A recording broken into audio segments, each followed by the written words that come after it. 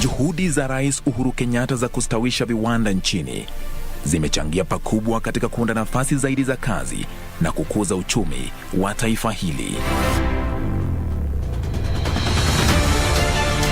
Wiki hii kwenye Project 254, we have made a deliberate decision to prioritize the development of micro, small and medium enterprises as part of our Big Four agenda. We've also seen under the regime of President Kenyatta some favorable legislation that are now put in place. The environment for manufacturing is now becoming more conducive to investors.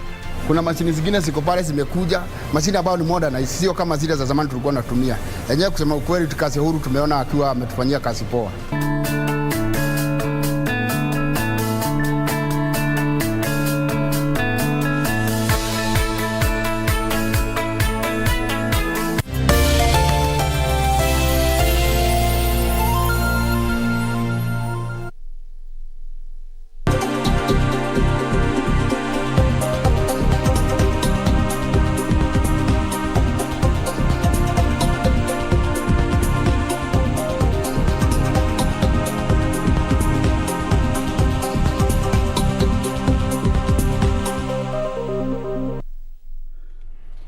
Sadakta mpenzi mtazamaji, basi zimetimia dakika kadhaa kabla ama baada ya saa 6 adhuhuri. Karibu sana kwenye kitengo cha Tamrini hivi sasa, baada ya kukamilisha kurunzi mashinani, ambapo tutakuwa tunaangazia masuala mbalimbali humu nchini. Mada yetu kuu hii leo ni masuala ya uchaguzi na siasa za mwaka 2022. Studioni tunaye mbunge wa Mwingi Magharibi, anafahamika kama Charles Nguna, atatusaidia kudadavua mada zetu hii leo. Karibu sana mheshimiwa kwenye studio za KBC. Asante. Na moja kwa moja nafahamu unatokea kwenye chama cha Wiper, na ni chama ambacho ni mojawapo ya chama chanzu cha muungano wa OKA. Sasa hasa baada ya Musalia na mheshimiwa Wetangula kujiondoa na ati kwamba OKA huenda ikaungana na Azimio, ama pengine huenda ikaungana na Kenya Kwanza. Msimamo wa muungano wa OKA kufikia sasa ni upi? Nataka kusema ya kwamba OKA iko imara. Na uliona kinara wetu Kalonzo Musyoka walipoondoka hawa wawili, sitaki kutaja majina ya watu, tumeendelea kuongea na viongozi kadha wa kadha, na sasa OKA tumedeposit ile agreement na political parties. Kwa hivyo OKA is here to stay, na OKA tutaendelea. Kwa hivyo tuko imara na tunaendelea kuzungumza na viongozi kadha wa kadha, vinara mbalimbali wa kutoka vyama mingi sana, na tunaendelea kuuda. Lakini kwa sasa OKA imemilikiwa na watu wanne: Cyrus Njirongo, Kalonzo Musyoka, Martha Karua na Gideon Moi. Kwa hivyo tuko imara na tuko na uhakika we are the third force and the first force. Kwa hivyo tuacheni hii mambo ya it's a two horse race. Mambo inabadilika huko kwa ground. Naam, Charles, zipo tetesi kwamba mna matakwa fulani kama muungano wa OKA, na mojawapo ya matakwa haya ni kwamba mpatiwe kiti cha naibu wa rais endapo mtaunga mkono muungano wa Azimio la Umoja. Pengine tetesi hizo ni za ukweli? Si za ukweli, manake hata hatunjoi unda kamati ambayo inaketi na mrengo wa Azimio. Kwa hivyo hizo ni vitu ambazo watu wanaongelea. Lakini jana kinara wetu Kalonzo Musyoka alikuwa huko Huruma na alisema ya kwamba yeye ataenda mpaka Ndebeni. Kwa hivyo mimi sijaona any arrangement ama discussion kuhusu kupewa positions fulani. Kwa hivyo kwa sasa sisi tuko imara, tuko na focus ya kuenda mpaka Ndebeni. Hatunjaongelea mambo ya kuungana na Azimio, na sijui kama tutaungana, manake Azimio sio solution ya Wakenya. Kwa hivyo nimesema Azimio sio solution ya Wakenya. Kwa sasa ukiona ni kama ni government project inaendelea kuundwa fulani. Sisi tunataka kuzungumza na vinara ambao tunafikiria mambo ya kutatua maswala ya Wakenya kulingana na kiuchumi, kulingana na mambo ya free secondary education. Hizo tumestretch kwa Wiper na viongozi ambao wanafikiria kama sisi, si viongozi ambao wanaletwa na watu fulani. Kwa hivyo sisi hatuna mpango wa kuunga Azimio na hatunjasikia na tu resolve tu kwa meetings. Tutaendelea kuwa tukizungumza na wale viongozi ambao watatuunga mkono. Kwa sasa hakuna jambo lolote tumepanga la Azimio, na kesho tuko na meeting na najua huyo ndio msimamo wa kila kiongozi wa Wiper na wa Hoka. Huenda ikao kwa kiasi kikubwa Rais Uhuru Kenyatta akachukua nafasi kubwa katika pengine kubaini ni nani hasa watakuwa naibu wa pengine Raila Odinga endapo Jubilee na ODM zitatangaza kwamba zinaungana sasa rasmi katika kinyang'anyiro cha mwaka 2022. Na swali langu sasa ni kwamba iwapo Rais Kenyatta hatachagua mojawapo wa vinara wa OKA kuwa naibu wa Raila Odinga, mnapanga yapi? Nataka kusema Azimio tayari tushanjua mpango yao. Lazima kinara vice president ama deputy president atoke hiyo mrengo wa Mount Kenya. Kwa hivyo sisi hatuna budi, tunaenda mpaka kwa ndebe. Sioni haja ya kukua na mazungumzo mengi kama hatusikizane. Lakini kwa sasa Raila Odinga anaelekea kuchagua kiongozi naibu wake kutoka Mount Kenya region, na hatuna shinda lolote. Sisi tutaendelea na mashughuli zetu na hatuna hata shughuli za Azimio. Kwa sasa sioni tukienda Azimio. Kwa hivyo hiyo ndio msimamo wa Hoka. Na juzi tulikuwa na meeting vinara wote, na hiyo ndio sasa solution tunaomba Wakenya wetu waendelee kuwa na imani. Manake ukiangazia mambo ya Kalonzo, huyo ni mtu ambaye anjoi uzika na ufisadi. Kalonzo ni mtu ambaye walifanya kazi vizuri na Kibaki, wakaimarisha kabisa uchumi wa nchi, wakatekeleza maneno mengi, hata barabara na uchumi, kila kitu ilikuwa juu. Ukiangazia kama Karua vile alikuwa Minister of Constitutional, she is responsible, ama ni yeye alileta ile katiba ya 2010 ambayo sasa inasaidia wa Kenya, na hata ni katiba ambayo iko one of the best in Africa. Kwa hivyo hawa ni viongozi ambao hawana maneno mengi, historia hao ni nzuri, experience ni nzuri, na kila kitu ni nzuri ya kuongoza hii nchi yetu ya Kenya. Naam. Tuangazie mkutano wa juma lililopita. Ni mkutano wa Rais Uhuru Kenyatta na baadhi ya viongozi ama wabunge wa Jubilee kule Ikulu. Na pale Rais akasema kwamba Jubilee imekuwa ikifanya kazi. Na sasa kwa sasa mida ya siasa ndio mwanzo. Wanaingia kwenye ule mchakato wa kupiga siasa. Kwa mtazamo wako, ikizingatiwa kwamba huenda katika miezi inayokuja tukashuhudia Rais Kenyatta pengine akijihusisha kwenye masuala ya siasa moja kwa moja, hali hiyo huenda ikabadili mwelekeo wa siasa kulingana nawe? Halitabadili lolote, manake Rais Uhuru Kenyatta sasa atakuwa akifanya kampeni kama Mkenya, si rais. Manake sasa mula wake uko karibu kuisha, na sasa akiingiza kwa siasa itakuwa jambo ambalo si zuri. Manake anavaa kuachilia sasa Wakenya waamue ni nani atawaongoza hiyo mula wa miaka 5 ijao. Kwa hivyo kwa sasa mi sioni rais akizihusisha sana na siasa ambazo zinakuja, lakini anaweza kuwa kwa background yeye tu akifanya mambo yake. Lakini kwa sasa mi nataka kumuhimiza asiingilie hii, manake itamharibia majina na lenga zile ambaye ametengeneza. Ndio amefanya kazi kwa especially infrastructure, mambo ya barabara na vitu mingi, na hata mambo ya kila sekta, umeme, every sector ameperform vizuri. Lakini tu hizo tofauti zake na Ruto zimechafua mambo mengi ambayo amefanya mazuri, lakini jambo ambalo anaweza lifanya kwa Wakenya ni kuacha Wakenya waamue ni nani atakuwa rais wa Kenya. Si yeye kuingilia ndani aanze kutupangia maneno, na ndio hasa Wakenya wamekuja na hii neno ya atupangwingwi na wataki kupangwa. Wakenya wanataka kuamua ni nani atakuwa rais wao bila kupangwa. Tukiangazia hayo sasa, rais akiingilia hii maneno sioni itakuwa zuri.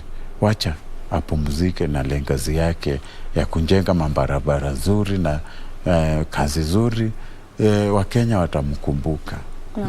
Asante sana Charles. Mtazamaji wapo ndio mwanzo unajiunga nasi, basi unatazama kipindi cha Tamrini ambapo tunaangazia siasa na masuala ya ufungamana na uchaguzi mkuu wa mwaka 2022. Studioni tunamshirikisha mbunge wa Mwingi Magharibi Charles Nguna ambaye anatusaidia tu kudadavua masuala haya, kituzidi kutupatia kauli mbalimbali kuhusiana na masuala ambayo tunazidi kumuuliza hapa studioni.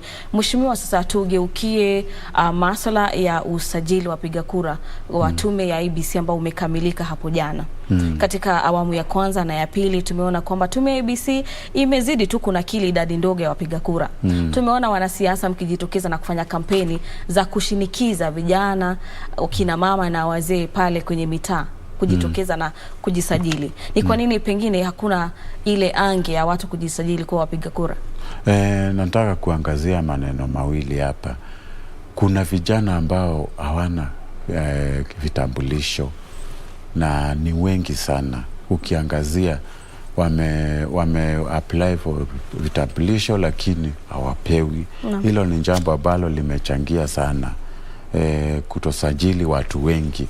Jambo la pili, vijana tumedevelop ile kasumba ya kwamba lazima upewe pesa ama uhakikishe you have been whipped to go and do the registration. Kwa hivyo ni jambo la kusikitisha sana, na nataka kusema hii kasuba lazima tuendelee kuibadilisha pole. Kupiga kura ni haki yako, na kupiga kura inafaa kuwa ni wewe peke yako uko na hiyo uamuzi. Lakini kwa sasa mimi nataka kusema I'm disappointed by the figures I saw last week. Kama constituency yangu hii juzi tu tumeongeza 3000 votes. Tungeongeza mingi, lakini sasa next time tunafaa kuangazia na kuelimisha Wakenya hata kabla hatujaenda kwa hiyo exercise. Tuelimishe umuhimu wa kupiga kura na kumiliki kura. Manake hiyo ndio tu silaha yako. Unaweza njitetea kwa kuchagua viongozi ambao watakusaidia maishani mwako. Hiyo kasuba na ni jambo ambalo hata Ministry of Internal Affairs inafaa kuangazia mapema. Tupee vijana vitambulisho wakati ambao unafaa. Lakini kuna vitambulisho nyingi sana, nyingi ziko hapa kwa Nyayo House na bado hazijapelekwa huko kwa mashinani. Hata machifu najua wako na vitambulisho mingi ambazo wanakaa nazo kwa ofisi. Hilo ni jambo ambalo limechangia sana kwa vijana, na ni muhimu kabla tufanye usajili wa kura hizo vitu zikuwe zikikamilika 1 year before. Na itasaidia sana wa Kenya. 25 million with a population of 47 million. Hiyo ni idadi kidogo sana, na tunaweza ongezea ikuwe at least 30. Pale ambapo unazungumzia kuhusiana na utoaji wa vyeti vya ID, sama national ID, kuna ile kasumba ambao unazungumza kwamba watu pale vijijini wanahisi kwamba sharti wapatiwe hela kidogo ndiposa pengine waenda wakajisajili na kupiga kura.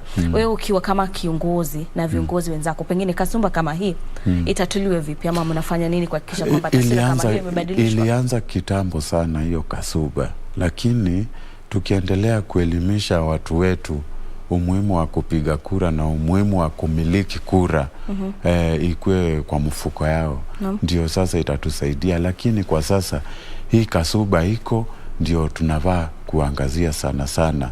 Na jambo ambalo linaweza fanya wanayuthi ama wanarika waamini hii system ni kuwapea tu manjob. We need a president ambaye atafocus ku create employment. Manake ukiangazia maneno mengi, watu wale ambao wako na job nzuri washa register for the exercise, lakini vijana ambao hawana kazi, hawana motisha yoyote ya kuenda hata kupiga kura. Hapo ndio mambo iko sasa, na one way of kutatua hiyo maneno ni kuhakikisha sisi viongozi na rais ambaye atakuja atatafutia vijana kazi ambayo inafaa kila Mkenya apate, na wakiona kuna matumaini watakuwa watarejista kwa hiyo usajili wa kura. Katika kujisajili kuwa wapiga kura na shughuli nzima ya uchaguzi linajileta lile swala la upeperushaji wa matokeo ya upigaji kura. Na kulingana na mamlaka ya mawasiliano hapa nchini ni kwamba hata baadaye miaka kadhaa tano kila awamu ni kwamba maeneo mengi hayana ile teknolojia 3G. Kwa mtazamo wako kuhusiana haswa na visa ambazo zilijitokeza kwenye uchaguzi mkuu mwaka 2007, ukosefu wa teknolojia hiyo utaathiri vipi haswa upeperushaji ama pengine hata kutumwa kwa matokeo ya uchaguzi nyanjani? Jambo ambalo tunavaa kufanya, na hata MBC wamekuwa huko benchmarking nchi ambazo zinafanya elections masaa hiyo na results zinakuja immediately, ama results matokeo inatokea kulingana na wakati unaofaa. Ni jambo ambalo tunavaa kuzungumzia. IBC tumewapea pesa mingi kwa budget, jambo ambalo linaleta hizi issues zote, delays in remitting the results. Jambo la kwanza ni insisting on physical delivery of boxes, ballot boxes to the end court of our constituency. Hizo zina delay sana. Ukienda hapo ni mtu mmoja anapokea hizo boxes, na kwa hivyo by the time the results are formalized ama zinakuwa official and okayed by the RO, inakuwa wakati mwingi sana. Kwa hivyo one way of eradicating this is wacha tukue na returning officer kila ward, si kila constituency. Tukue na returning officer wengi. Kwa hivyo each ward will deal with the results immediately, na utaona system ambayo itakuwa very fast. Lakini sasa kuna constituencies zingine ziko very fast. Ukienda huko Samburu, by the time una travel headquarter you need like 12 hours. Kwa hivyo hilo ni jambo ambalo limesababisha sana delays in transmission of results.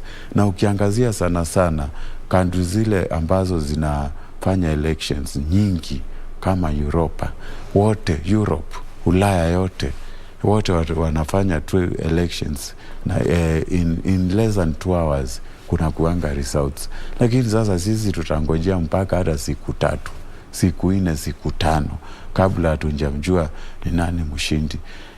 Hilo jambo la returning officers delivering of physical ballot boxes ndio linasababisha sana. Wangeruhusu tu watu ambao wako kwa polling station wa transmit results electronically hapo, na wakuwe na system ya ability to access the system. Sitakuwa kitu rahisi sana badala ya kungojea physical ballot papers ili RO and determine official results. Hilo swala la ile mikebe ama boxes za kupigia kura kupelekwa moja kwa moja hadi kwenye kituo kikuu cha kujumuisha kura ni swala ambalo limejitokeza kwa kiasi kikubwa kwenye mswada wa Amos Kimunya ambao ulifeli kupelekwa kwenye bunge ama kusoma kwa mara ya kwanza kwenye bunge la kitaifa. Na tumeona kwamba tume ya IBC imejitokeza na kutoa kauli yake kuhusiana na baadhi ya vipengee na kusema kwamba yale mapendekezo ambayo yako kwenye huo mswada yanalenga kuainisha amri za mahakama hasa kuhusiana na uchaguzi mkuu wa mwaka 2017. Pengine kwa ujumla mtazamo wako kuhusiana na mswada huo, na pili pale ambapo unatoa kwamba unaruhusu kwa kiasi kikubwa pengine matokeo ya kupiga kura yakapelekwa kwa IBC kwa njia mbadala pasi na ile electronic voting, pengine hali hiyo itatoa nafasi ya pengine kura kuibiwa kwa njia moja ama nyingine? Nataka kuambia ya kwamba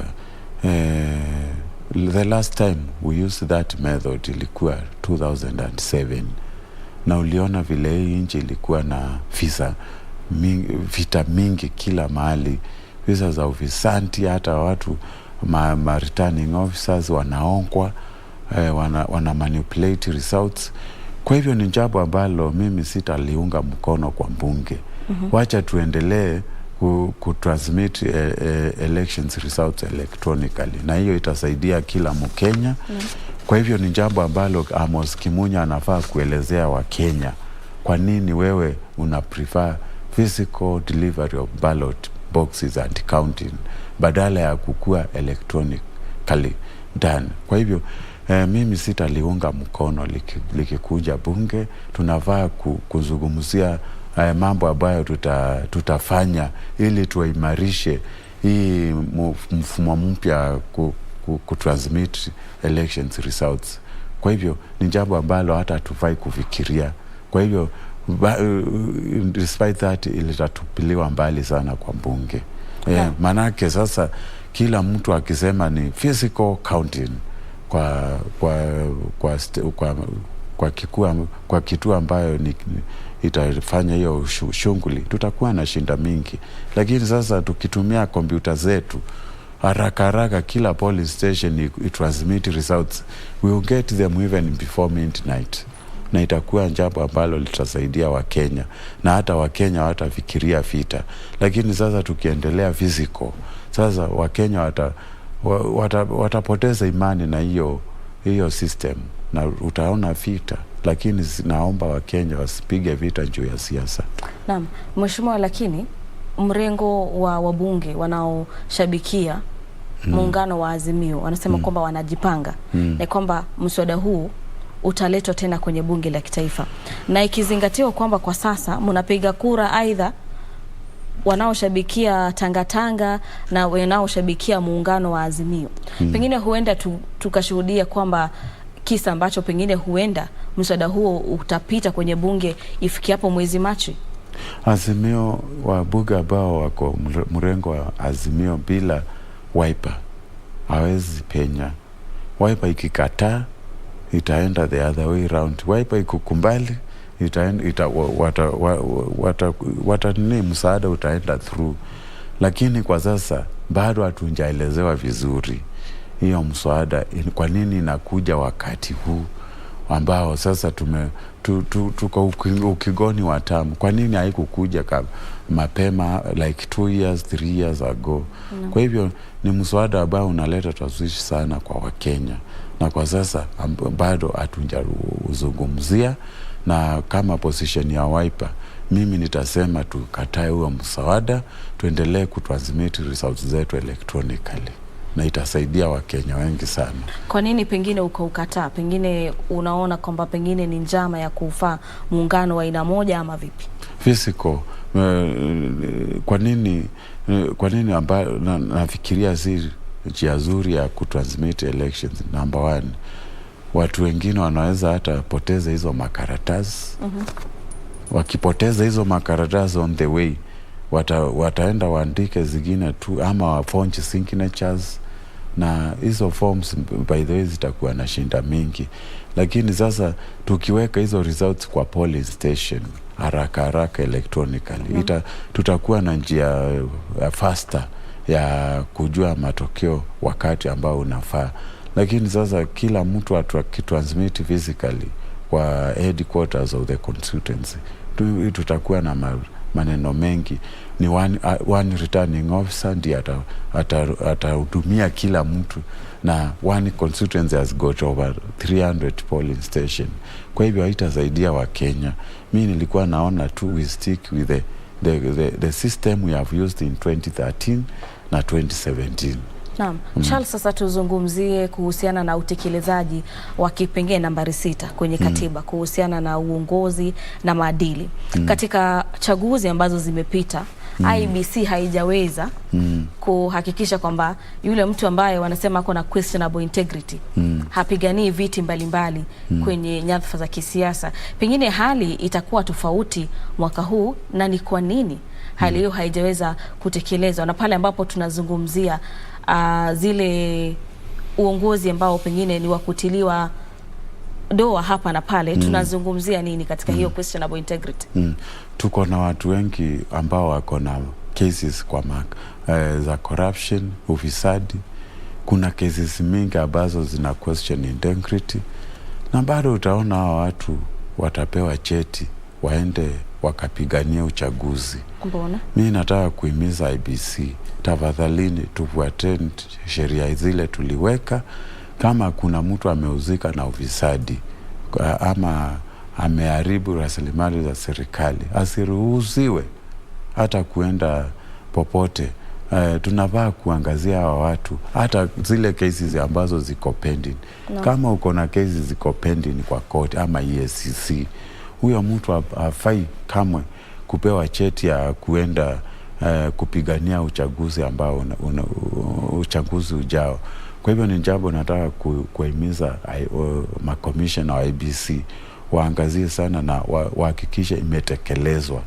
Ikitekelezwa tutapata viongozi ambao wanamcha Mungu na ambao watasabu hawa watu wetu. Manake sasa Wakenya siku hizi wana believe pesa, na hizo pesa majority of them ukiangazia na ukiangalia hata kulingana na historia, wale watu ambao wamechanguliwa wengi wamepitia kwa ufisadi, na kwa hivyo wanaenda kupea watu pesa za haramu na wanaamini. Kwa hivyo sisi wa Kenya hatutaimaliza ufisadi kama hawa viongozi bado tutaendelea kuwapea cheti waende wakafanya uchaguzi ama waparticipate kwa elections. Kwa nini pengine IBC imeshindwa kuwakataza raia ama watu ambao wanania kuania vyeti ama nafasi mbalimbali? Kwa nini bado wanazidi kupatiwa cheti? Nataka kuhimiza, sijui kama wameshindwa, bado tunangojea, hatujaona wakitekeleza. Na kwa hivyo kama watapea watu ambao wako na integrity issues, sisi wananchi ama viongozi ambao tunakompiti nao tunafaa kuangazia hiyo maneno na tupeleke kwa koti. Manake kuna watu wengi IBC walipea cheti ya ama hizo ruhusa ya kufai kwa elections na walikuwa na integrity issues mingi. Kwa hivyo mimi nataka kuhimiza, tafadhalini tekelezeni hii kitu. Tusiruhusu watu ambao wameuzika na ufisadi waende kwa elections ama kwa uchaguzi. Na tukitekeleza hiyo maneno tutakuwa na wakati mzuri. Jambo ambalo limeangazia sana ama limeidhinisha kwamba IBC bado waruhusu ni this big fish. Mtu anapiga simu, unaambiwa clear that person. Why should you clear na uko na constitutional powers to defer or rather to bar that person kushiriki kwa uchaguzi? Kwa hivyo let us be free and fair. Na wakiwa hivyo, wakifanya hiyo hiyo maneno yote, we will do away with the corrupt individuals. Na asante sana mheshimiwa kwa kauli hizo. Mtazamaji, nasema asante sana kwa utazamaji wako. Ile kufikia sasa hatutaweza kuendelea kwa sababu ya muda. Mimi naitwa Gladys Mungai. Studioni nimekuwa nikimshirikisha mbunge wa Mwingi Magharibi Charles Nguna. Asante sana kwa kutazama. Kwa sasa tunavuka moja kwa moja hadi kaunti ya Mombasa ambapo Rais Uhuru Kenyatta anazindua mpango wa UHC kule. Hebu tuvuke tumsikia na yapi.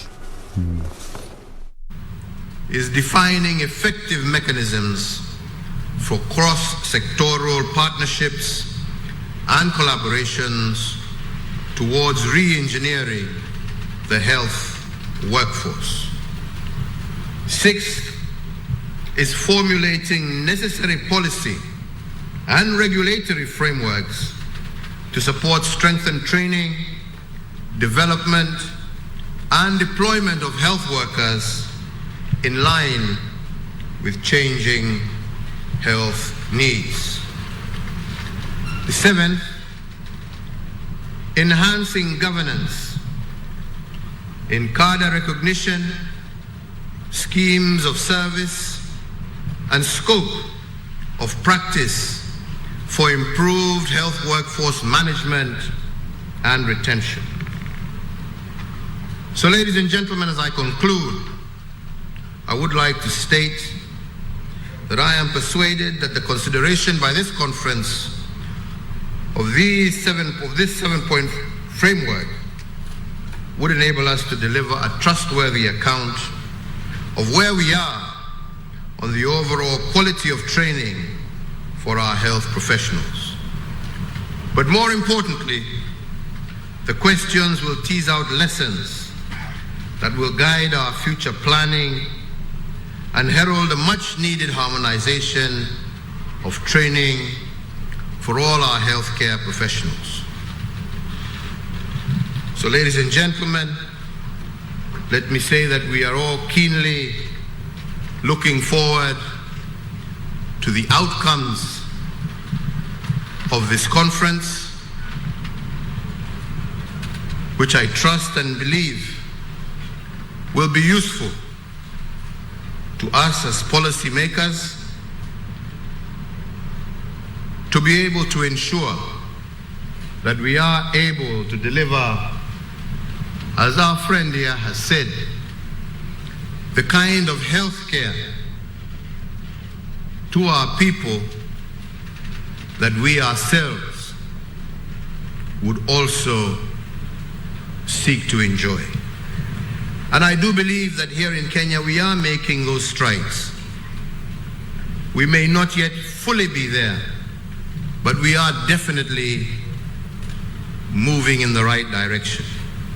Talking to Olive Mugenda over at Kenyatta University,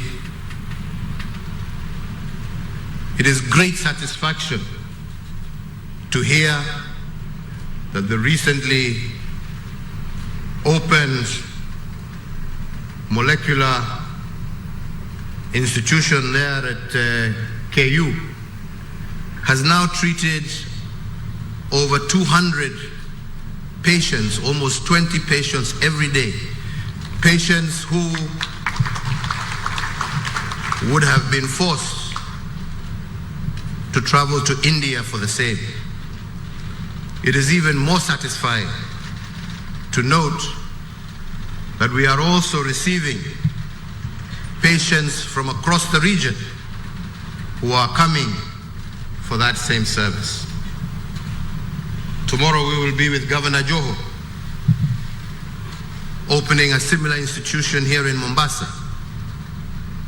If we just take those 200 patients alone and assume the cost to India for treatment, upkeep, is taken into account, even if we just take it at 2 million shillings, that's 400 million shillings that have been saved and a cost that is covered under the National Hospital Insurance Fund.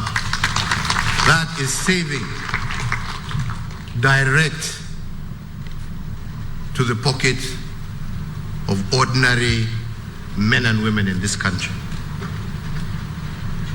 It is also heartening to note that in some of our hospitals today, private hospitals are referring their patients to some of the public hospitals because some of our public hospitals are even better equipped than some of the private hospitals that we have had.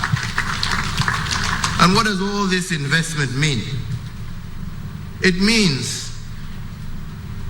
that if we continue to improve these services, we save this country money, we save our people money, which can be put to other use. We know how health has bankrupted many families, many families, because there is nothing you can do. But now we are beginning to provide those alternatives. And what we must make sure is that we have the caliber of professional health worker that is able, operating within the environment we are providing in upgrading our hospitals, that we have trained men and women who can utilize this equipment and provide the best healthcare systems comparable to any part in the world. And I'm sure we can. Because again, as our friend has said, Canada, the United Kingdom, Australia, they wouldn't be here trying to get our nurses to go and work in their hospitals if we were not producing good quality people. We are producing. What we need is to ensure that the skills they have are equivalent to the kind of technology, as Waziri has been saying here, that is available out there. And they in turn will be able to provide our people with the same level of service as they are capable of delivering out there. Kwa hivyo, wenzangu, jameni, saa ingine muache kujipiga. Tumesonga. Na story ya watu huko kupepeta huko kwa mikutano kuongea mauongo huko haiwezi badilisha yale yamefanyika. Tunaelewana wenzangu? Let us remain focused. Let us remain focused.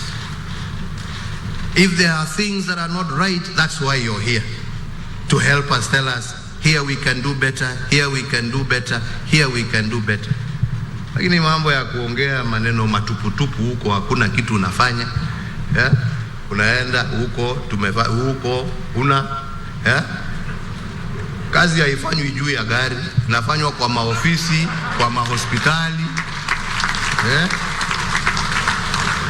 Ama ni namna gani wenzangu? Kazi inafanywa huko hospitali. Nasa endi huko kusimama kupiga mtu. Unajua mimi leo nimefanya, anaingia ICU, anaingia ward, anaingia theater. Nakwambia jameni, hii dunia yetu ya Kenya tutaona mengi.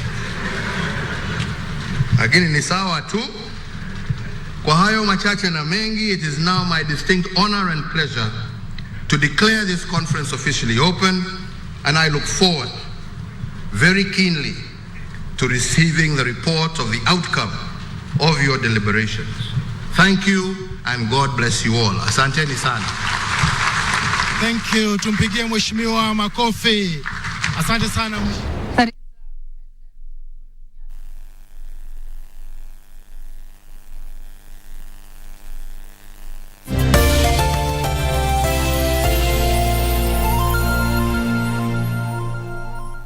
Mundos divididos por una sombra de traición.